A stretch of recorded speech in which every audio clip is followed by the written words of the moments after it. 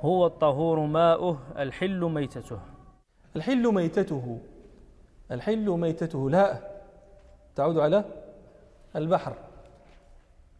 ميتة البحر هي كل حيوان ينسب إلى البحر مات من غير ذكاء، لأن الميتة في لسان الشرع هو كل حيوان مات من غير تذكية.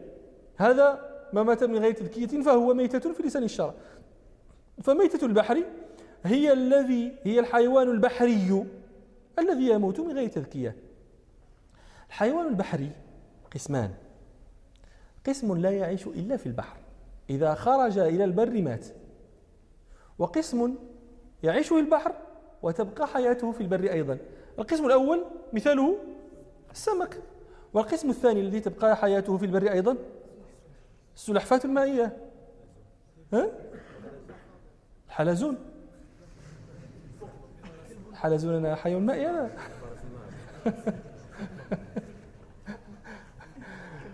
طيب كلب البحر، السرطان إلى آخره. أما الحيوان الذي لا يعيش إلا في البحر فهذا ميتته طاهرة كيف ما ماتت، سواء رمى بها البحر فماتت أو ماتت في الماء وطفت فيه، هذه كلها طاهرة مباحة الأكل. طبعا هم العلماء يستثنون، وإن لم يكونوا يذكرونه في هذا الموضع، يستثنون إذا تعفنت. هذا الذي تعفن وصار يضر الإنسان، هذا أصل عندنا مقرر في الشريعة، كل ما ضر الإنسان فتحريمه معروف، فلا يحتاجون إلى ذكره في كل موطن. طيب ميتة البحر، هذه ميتة السمك كيفما كانت هي مباحة الأكل طاهرة. هذا مذهبنا ومذهب الشافعية ومذهب الحنابلة، يعني سواء جزر عنها الماء أو رمى بها البحر أو ماتت فيه وطافت، كل ذلك مباح الأكل طاهر. والدليل على ذلك قول ربنا سبحانه: أحل لكم صيد البحر وطعامه، فصيده ما صيد منه وطعامه ما رمى به البحر ميتا، أحل لكم هذا. والدليل على ذلك قال ابن العربي رحمه الله في تفسير قول الله تعالى: أحل لكم صيد البحر وطعامه، قال: أحل لكم أخذ صيده، أحل لكم صيد البحر وهو ما أخذتموه بالمحاولة، أخذتموه بالمحاولة يعني بالمعالجة بالجهد، وأحل لكم أخذ طعامه وهو ما أخذتم بغير محاولة. لقيت سمكة أنت تمشي على الشط فوجدت سمكة قذف بها البحر، أخذتها بغير محاولة. وجدت سمكة طافية فوق الماء، أخذتها من غير محاولة، فهذا طعامه. وقد روى سعيد بن منصور في سننه والطبري في تفسيره بإسناديهما إلى أبي هريرة رضي الله عنه قال: كنت بالبحرين فأتوني فاستفتوني عن سمكة رمى بها البحر، قال: فأفتيتهم أن يأكلوا. فلما قدمت المدينة وقدمت على عمر بن الخطاب أخبرته بذلك، فقال: فبما أفتيتهم؟ قلت: أفتيتهم بأن يأكلوا. فقال عمر: لو أفتيتهم بغير ذلك لعلوتك بالدرة. ثم قال عمر: إنه في كتاب الله أحل لكم صيد البحر وطعامه، فصيده ما صيد منه وطعامه ما قذفه. والدليل على هذا الذي ذكرت لكم أيضا ما رواه الشيخان عن جابر بن عبد الله رضي الله عنهما قال: بعثنا رسول الله صلى الله عليه وسلم ونحن 300 راكب وأميرنا أبو عبيدة بن الجراح نرصد عيرا لقريش، فلبثنا في الساحل نصف شهر، فأصابنا جوع شديد حتى أكلنا الخبط. تعرفون الخبط؟ المغاربة يقول ليه سير لا نخبطك. هذا نخبطك هذه راه كلمة عربية فصيحة. أخبطك أي أضربك بعصا. هم كانوا يأتون الشجرة فيضربون أغصانها بعصا ليسقط ورق الشجر فيعطونه علفا للدواب. هذا الضرب للشجر يسمونه خبطا، وذلك الورق الذي يسقط يسمونه خبطا ويكون علفا للدواب. قال: فحتى أكلنا الخبط، يعني احتاجوا أن يأكلوا ما تأكله دوابهم لشدة الجوع الذي أصابهم، فسمي جيش الخبط. قال فألقى لنا البحر دابة يقال لها العنبر. الله أعلم ما هذا عنبر كي داير في الحقيقة، ماشي هو لا بالين ولا ذاك الحوت ولا، لأنه سيأتي وصف هذا العنبر شيء في الحقيقة أنا ما رأيته، وأود من رآه أو عنده صورة له أن يرينيه. قال فألقى لنا البحر دابة يقال لها العنبر فأكلنا منها نصف شهر وادهنا بودكها. الودك والدسم الذي يكون في الشحم ويكون. قال فودهنا بودكها حتى ثابت إلينا أجسامنا، ما ترقعنا شوية ورجعت لنا أجسامنا.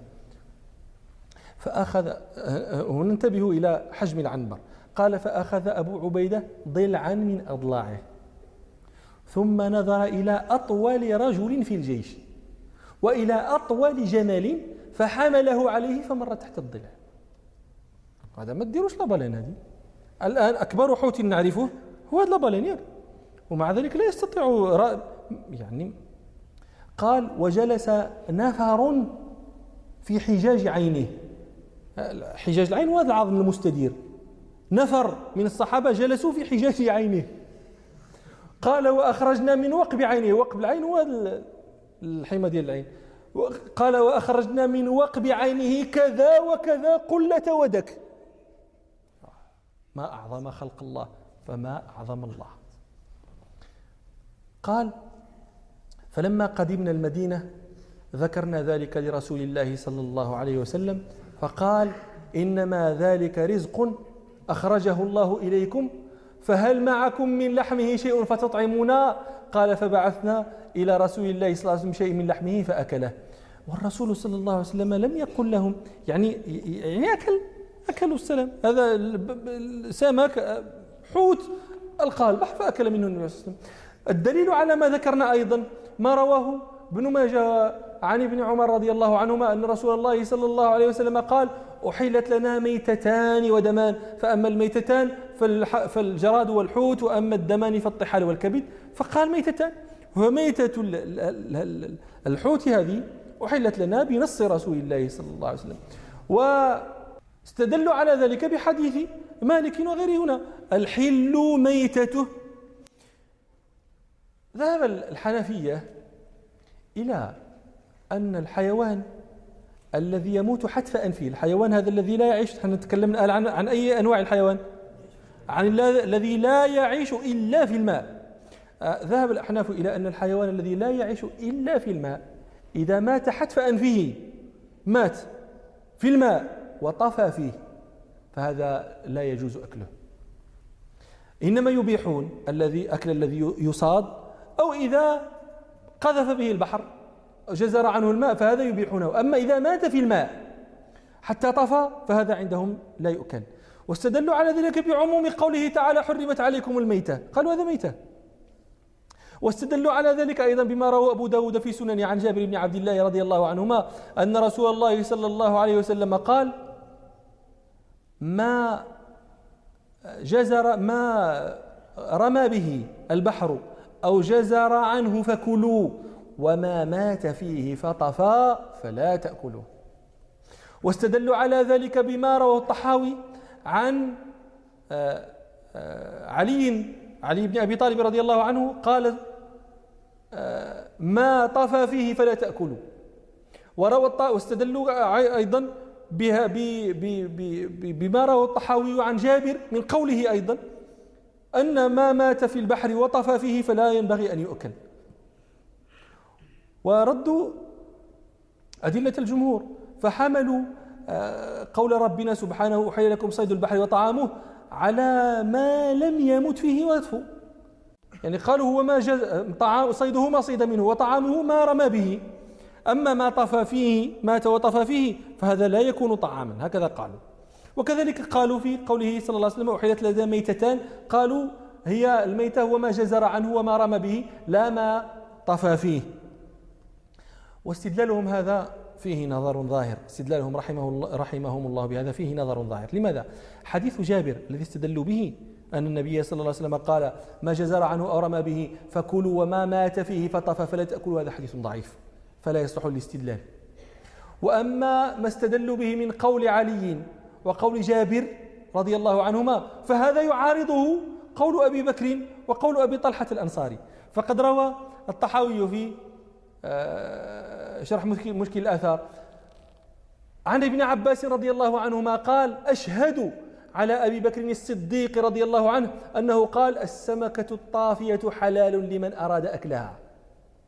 وروى الطحاوي عن أصحاب لأبي طلحة الأنصاري أنهم وجدوا سمكة طافية فأتوه فسألوه عنها فقال: اهدوها لي، يعني هذا ليبين لهم إمعان في حلها.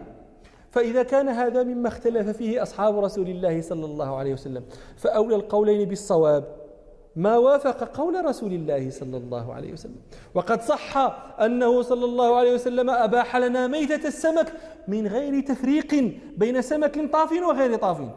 وقد صح عنه صلى الله عليه وسلم أنه أكل عنبر ولم يسألهم أوجدتموه طافيا أم لم تجدوه طافيا.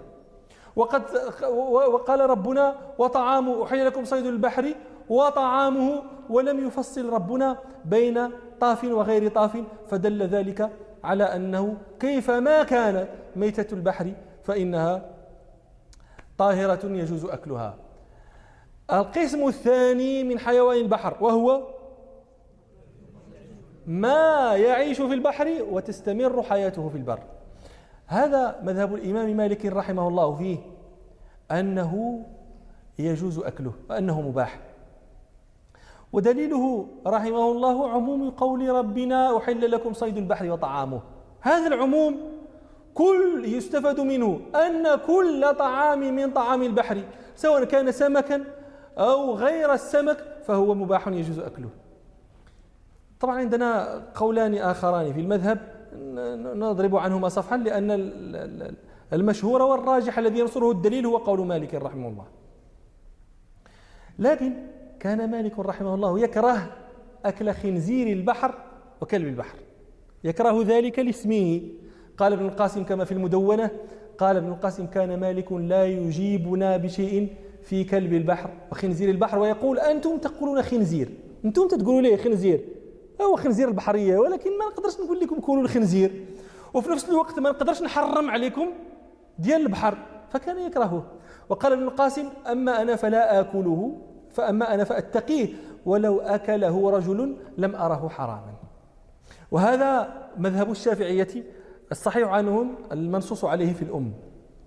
الحنابلة يرون أن هذا النوع من الحيوان ميتة لا يجوز أكله، إنما يجب أن يذكى، لا بد فيه من تذكية. قالوا: لأنه حيوان يعيش في البر وله نفس سائلة، معنى نفس سائلة يعني له دم، فيجب تذكيته. القاعدة أن الحيوان البري الذي يؤكل لا يؤكل إلا بتذكية، فقالوا هذا حيوان يعيش في البر وله نفس سائلة فيجب أن يذكى. فلما قلنا لهم: فماذا تفعلون بقول ربنا أحل لكم صيد البحر وطعامه؟ قالوا: الطعام هنا مقصور على ما لا يعيش إلا في البحر. فقلنا لهم: هذا التخصيص يحتاج دليلا ولا دليل، فقولكم ضعيف. أما الأحناف فهذا النوع من أنواع الحيوان لا يؤكل عندهم أصلا. الأحناف المذهب عندهم سهل في المسألة، لا يؤكل من حيوان البحر إلا السمك، ولا يأكلون شيئا من حيوان البحر غير السمك. مذهبهم في الحقيقة لا يخلو من نظر، لأنهم مثلا السرخسي رحمه الله في المبسوط وهو أحد أئمتهم يقول: إن من يقول يؤكل كل حيوان البحر يدخل عليه أمر قبيح. احنا دابا يدخل علينا أمر قبيح. ما هو الأمر القبيح الذي يدخل علينا؟ احنا نقول كل ما عاش في البحر يؤكل. يقول السرخسي: يدخل على أمثالنا أمر قبيح. ما هو الأمر القبيح؟ قال: فإنهم لا يجدون بدا من أن يقولوا يؤكل إنسان الماء، وهذا تشنع، ناكله ماله. يعني نصوص الكتاب والسنة لا تخصص بمثل هذا. قال: هذا شيء قبيح، كيف تقول أنت تأكل إنسان الماء؟ راه ماشي بنادم، راه يسمي إنسان الماء على تقدير وجوده. هذا بعض الأشياء لعلنا نحدثكم عنها في مجلس إن شاء الله. كتب الفقهاء أحيانا فيها شيء من العجائب والغرائب، لكن هذه تسمية، سميتيه إنسان الماء تحرموه، طيب أنا ما نبقاوش سيدي مسمينه إنسان الماء، نسميه أعجوبة الماء. على كل حال قال هذا تشنع، ولذلك خصصوا عموم القرآن بهذا، وعموم القرآن لا يخصص بمثل هذا. وما زال في هذا الحديث بعض المباحث إن شاء الله نتناولها في مجلس قادم. سبحانك اللهم وبحمدك، أشهد أن لا إله إلا أنت، أستغفرك وأتوب إليك، والحمد لله رب العالمين.